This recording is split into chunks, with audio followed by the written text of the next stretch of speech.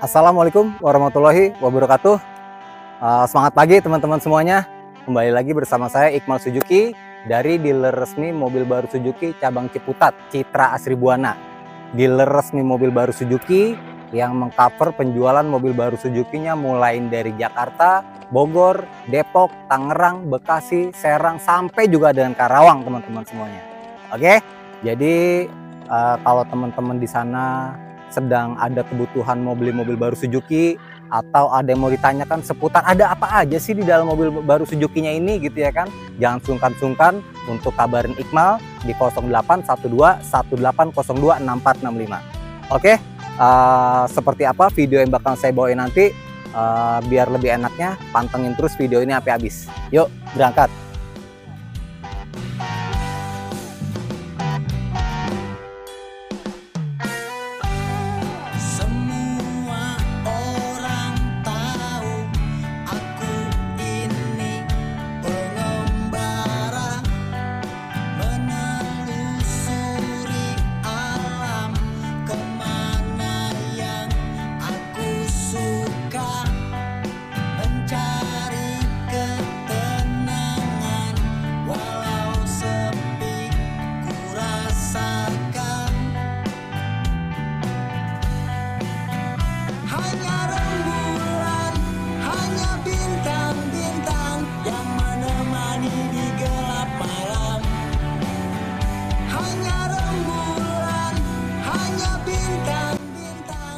Halo teman-teman semuanya, langsung aja. Jadi di belakang saya ada mobil R3 Sport dan R3 GX. Kenapa ada dua mobil ini di belakang saya? Pertama adalah banyaknya permintaan dari customer-customer dan dari teman-teman yang di luar sana minta, ayo dong, hadirkan dong bang perbedaannya GX sama Sport gitu ya kan.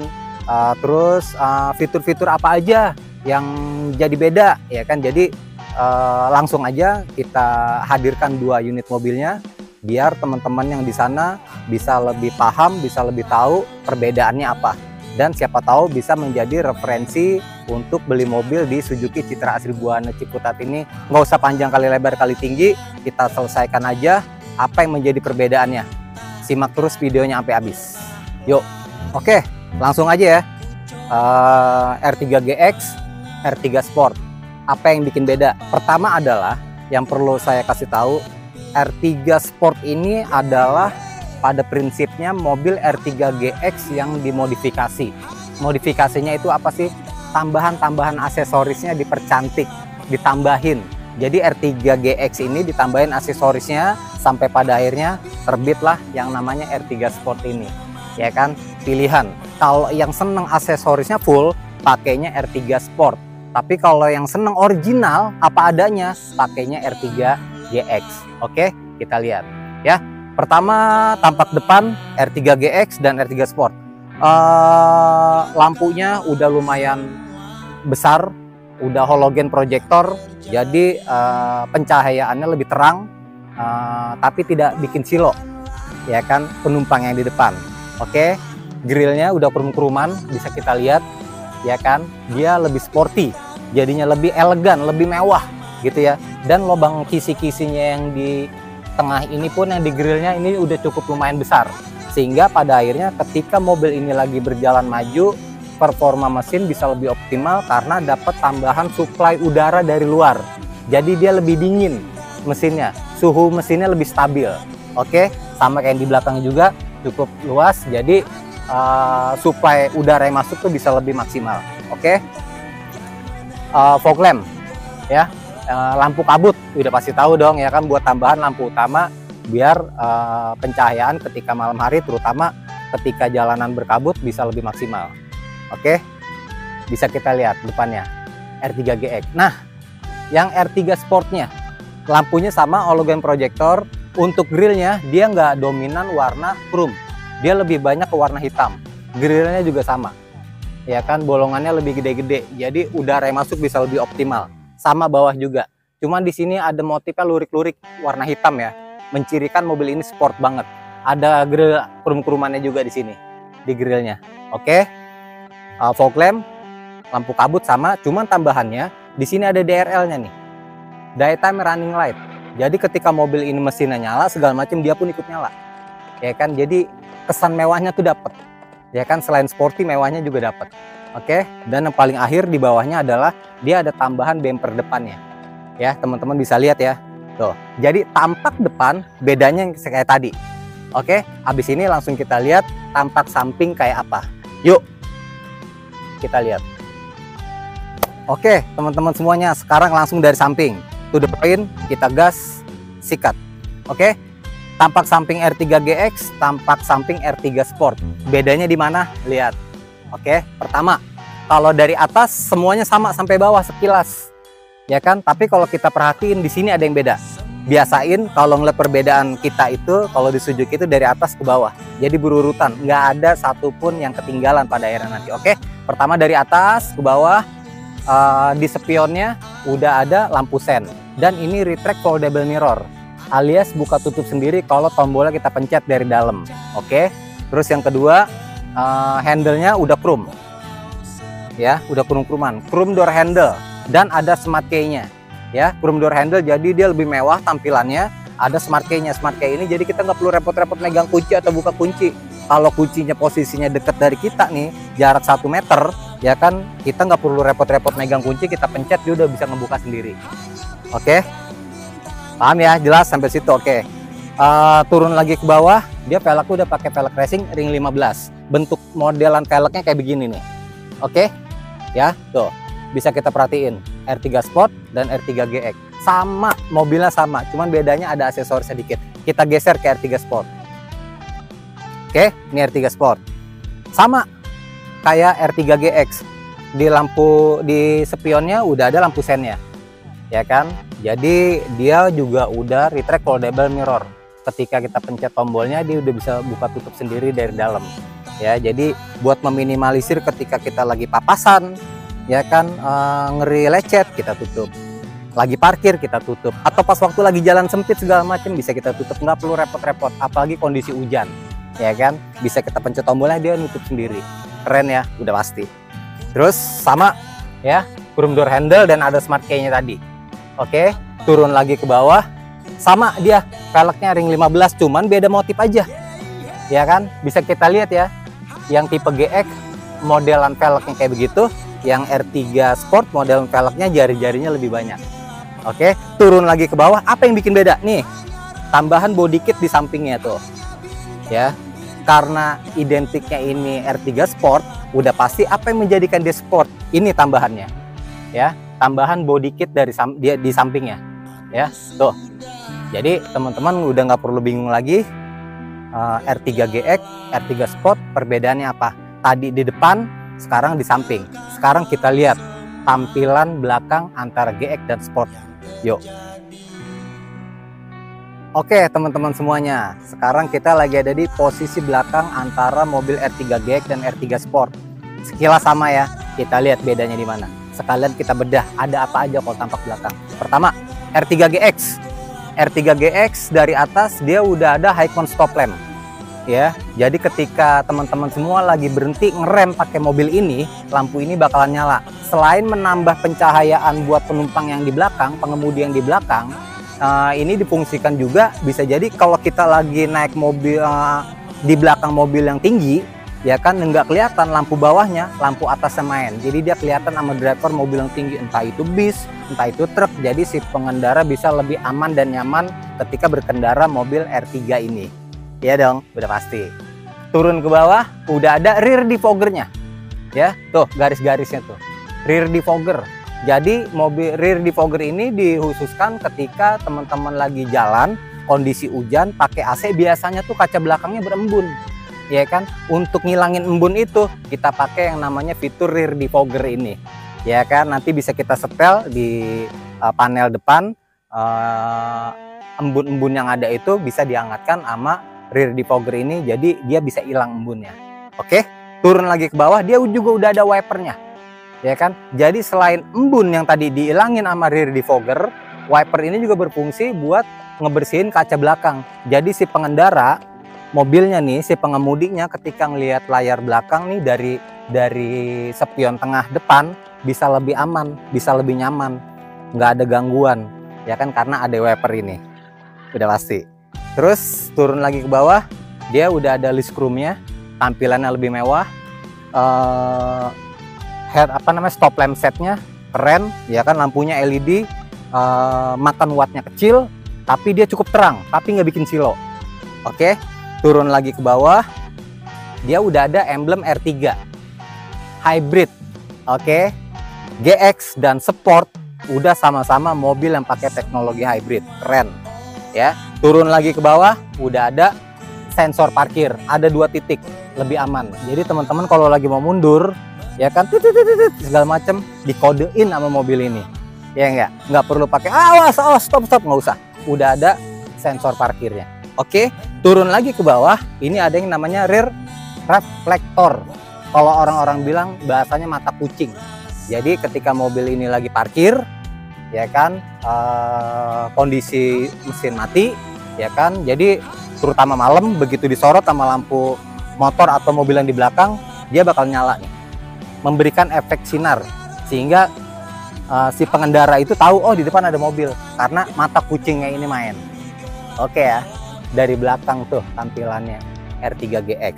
Kita geser ke R3 GX, ke R3 Sport. Oke, sama yang kayak R3 GX tadi penjelasannya. Yang bikin beda itu adalah, pertama, di R3 Sport udah ada tambahan rear upper spoiler, ya, udah ada spoilernya original bawaan pabrik Suzuki nih, udah ada. Oke, head mount stop lamp udah ada, rear defoggernya juga ada, wiper ada, list chrome-nya ada, sama semuanya. Stop lamp setnya juga sama, udah ada, emblem R3 hybridnya ada, sensor parkirnya ada, dan turun lagi ke bawah dia udah ada tambahan bumpernya nih. Tambahan bumpernya sporty banget, teman-teman bisa lihat ya, kisi-kisinya ya, tuh kayak sirip ya. Jadi maksudnya selain menambah citra gengsi si pemilik mobil ini, menambah citra sportnya, kisi-kisi ini juga berfungsi buat ngebuang angin mati istilahnya, ya kan. Jadi angin-angin kalau kita lagi jalan ngebut kencang segala macem, angin ngumpul dipecah pakai sirip yang ada di tambahan bumper R3 Sport ini. Oke, satu lagi, dia udah ada kamera parkirnya, ya nggak? R3 GX belum, dia udah ada kamera parkirnya dan ada emblem R3 Sportnya. Tuh, ya. Jadi tampak belakang itu bedanya tuh cuman antara di spoiler, kamera parkir, ya kan, emblem R3 Sport, sama tambahan bumper. Sensor parkir juga udah ada. Siap. Habis ini kita lihat bagian dalamnya ada apa aja antara yang tipe GX dan tipe Sport, biar lebih jelas. Kita kupas abis di video kali ini. Yuk, berangkat. Oke, kita lihat. Langsung masuk, buka pintu yang tipe GX. Jadi di sini ada tombol buat menggerakkan spionnya. Kalau kita putar ke kanan, buat spion kanan. Ini posisi netral. Ini kita belokin ke kiri buat spion yang sebelah kiri. Oke, ini netral lagi. Jadi kalau netral gini nggak bisa digoyang-goyangin.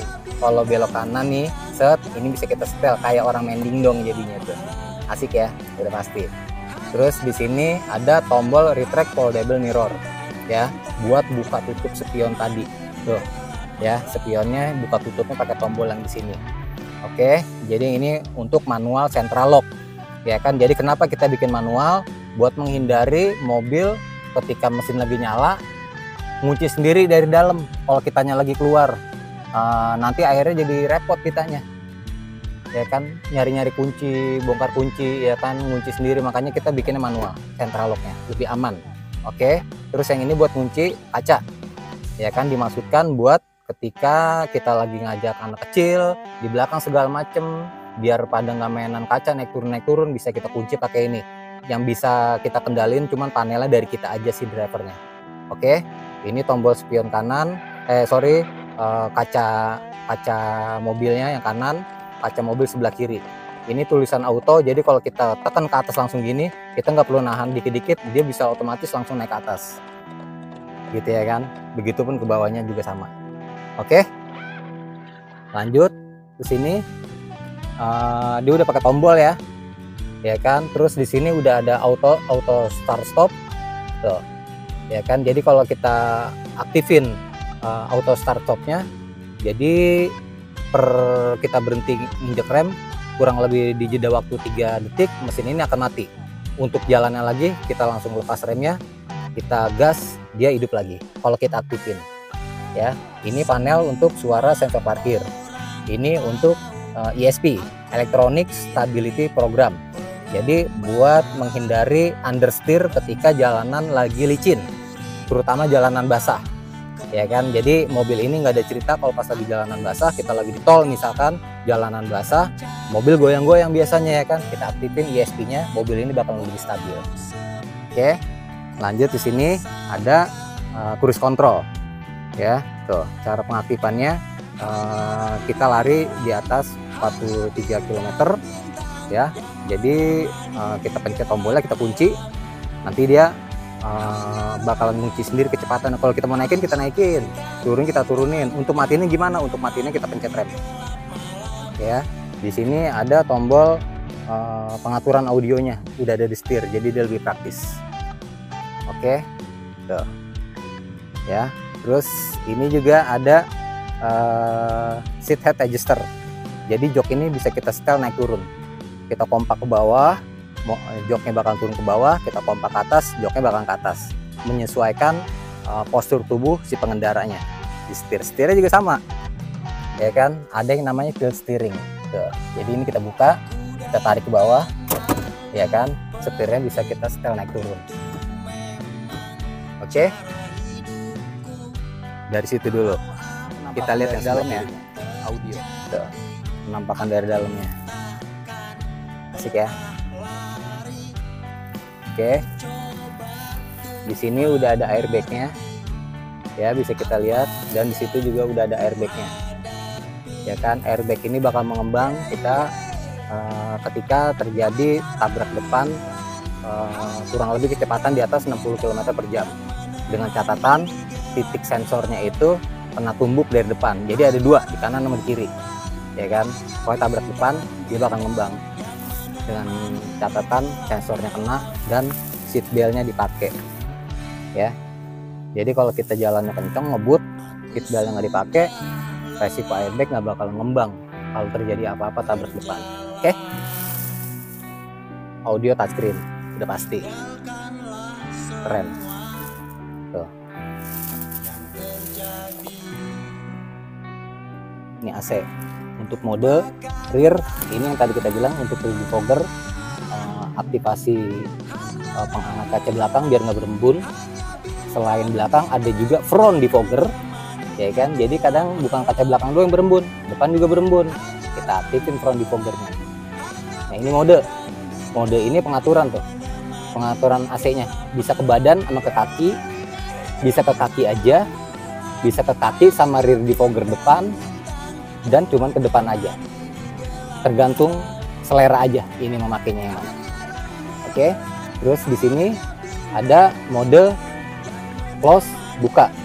Jadi kalau kita lagi jalan pakai AC, kita tutup biar nggak asap-asap goib, bau-bau goib dari luar masuk ke dalam mobil. Kita kunci, ada tandanya tuh.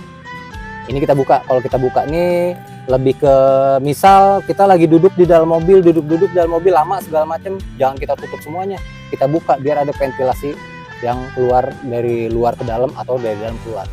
Jadi kita nggak keracunan udara kita sendiri dalam mobil. Pernah dengar kan? Makanya kita pakai fitur yang ini. Oke, ini untuk freonnya ya, untuk freonnya. Selain buat AC ya kan, di sini juga ada buat penghangat. Asik ya, udah pasti. Nah ini untuk blowernya nih, dorongannya nih. Tuh, dorongannya. Oke, turun ke bawah, dia udah ada lubang buat ngecas. Tinggal tambahin lighternya aja. USB, aux. Terus di sini juga ada ventilasi cup holder. Jadi kalau kita naruh minuman dingin, kita taruh di sini, kita aktifin ventilasi cup holdernya, minuman itu akan tetap dingin. Paling enggak lama ademnya gitu ya enggak. Ini transmisi matic L26NR, R mundur, P parkir, netral, D 2L. Jadi kalau tanjakan tinggi banget kita pakainya yang L, tanjakan sedang-sedang aja kita pakai 2, dalam kota kita pakainya D. Ini posisi netral, ini mundur, ini parkir. Oke, ini tombol overdrive. Tombol overdrive itu bisa kita lihat tuh. Ya, jadi kalau kita lagi nyalip di jalan tol atau jalan biasa, akselerasinya bakalan lebih responsif, ya kan? Tapi boros bahan bakar. Disarankan ketika kita lagi nyalip kendaraan, kita pakai tombol overdrive biar akselerasinya lebih dapet, kompresinya lebih padat. Setelah udah kita lewatin, kita nonaktifin lagi. Karena kalau nggak dinonaktifin, bahan bakar akan menjadi lebih boros. Gitu. Oke. Nah, ini ada lagi shift lock.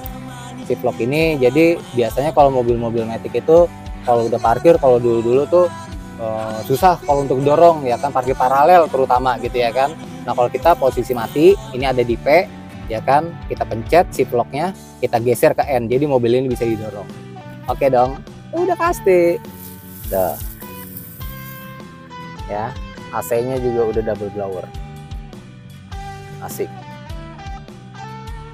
Oke. Yuk, oke, tadi kita udah lihat yang tipe GX, sekarang kita lihat yang tipe Sportnya. Oh ya, satu lagi. Bedanya itu adalah door trimnya di sini adalah yang tipe GX ini aksennya kayu. Ya kan, aksennya kayu. Kalau yang tipe Sport dia udah pakai karbon. Lebih sport ya. Oke, kita lihat lagi yang tipe GX. Yang sama seperti yang tipe GX. Tipe Sport ini tombol pengaturan spion, retract foldable mirror, central lock yang manual buat ngunci kaca, ya kan. Ini pengaturan kaca kanan, pengaturan kaca sebelah kiri, sama seperti yang GX, nggak ada beda. Oke, kita geser ke sini. Yang beda di sini adalah untuk tipe Sport, jadi udah ada tombol DRL-nya nih yang tadi di depan, daytime running light. Tuh, ya kan, jadi kalau kita nggak nyaman dengan kondisi mobil nyala terus segala macam, bisa kita matiin dari sini. Tuh, ya, selebihnya sama kayak yang tipe GX. DRL, tombol DRL yang di depan tadi, ya kan, cruise control yang sama, airbag, pengaturan tombol audio. Di sini juga udah ada seat head adjuster, pompa naik turun joknya, sama tilt steeringnya juga udah ada tuh. Oke. Ini yang tipe Sport, yang tipe Sportnya tuh tampilannya sama kayak yang R3 GX tadi, nggak ada beda dia. Audio touchscreen,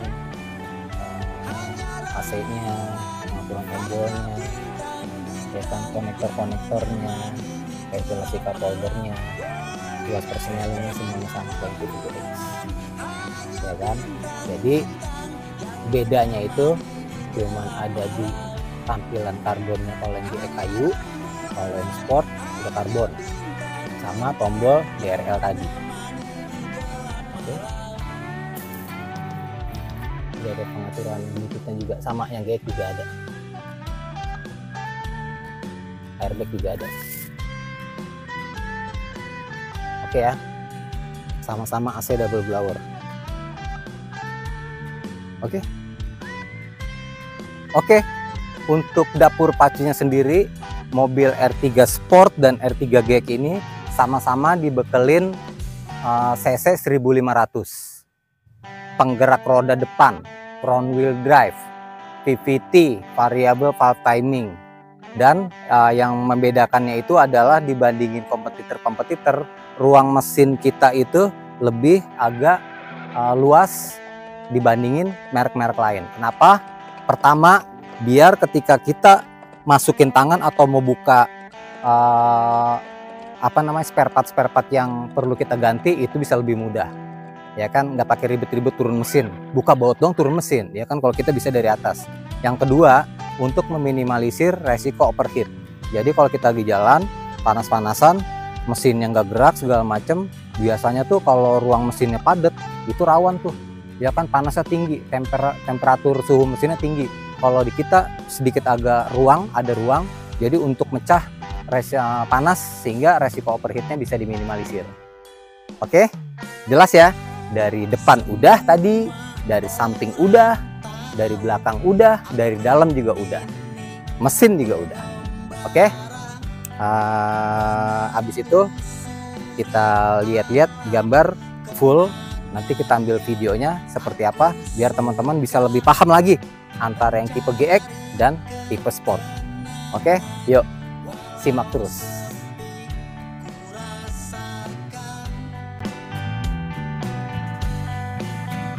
Hanya rembulan, hanya bintang-bintang yang menemani di gelap malam.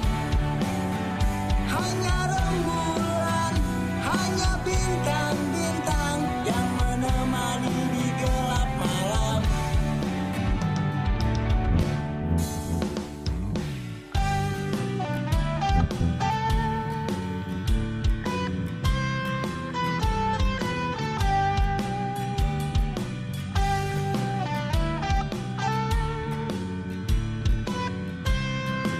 Oke teman-teman semuanya, tadi udah kita review dari perbedaan antara R3 GX dan R3 Sport, ya kan. Mudah-mudahan dengan apa yang sudah saya sampaikan barusan, teman-teman semuanya bisa lebih paham, bisa lebih update bedanya di mana, ya kan. Saya rasa udah cukup jelas. Atau kalau misalkan masih kurang jelas, bisa langsung kontak-kontak saya aja, kontak-kontak Iqmal aja, tanyain apa yang mau ditanyain, insya Allah saya jawab kalau emang saya bisa jawab. Oke, akhir kata dari saya, kalau teman-teman semua ada kebutuhan mau beli mobil baru Suzuki atau ada yang mau ditanyakan seputar mobil baru Suzuki-nya, kabarin kita aja. Mudah-mudahan saya bisa bantu dengan penawaran-penawaran terbaik yang kita punya. Oke, akhir kata dari saya, kalau ada salah-salah kata mohon dimaafkan. Kalau ada yang kurang-kurang tolong sampaikan di kolom komentar biar Iqmal dapat terus menampilkan konten-konten terupdate lainnya seputar dunia mobil baru Suzuki. Akhir kata dari saya, wassalamualaikum warahmatullahi wabarakatuh. Semangat pagi!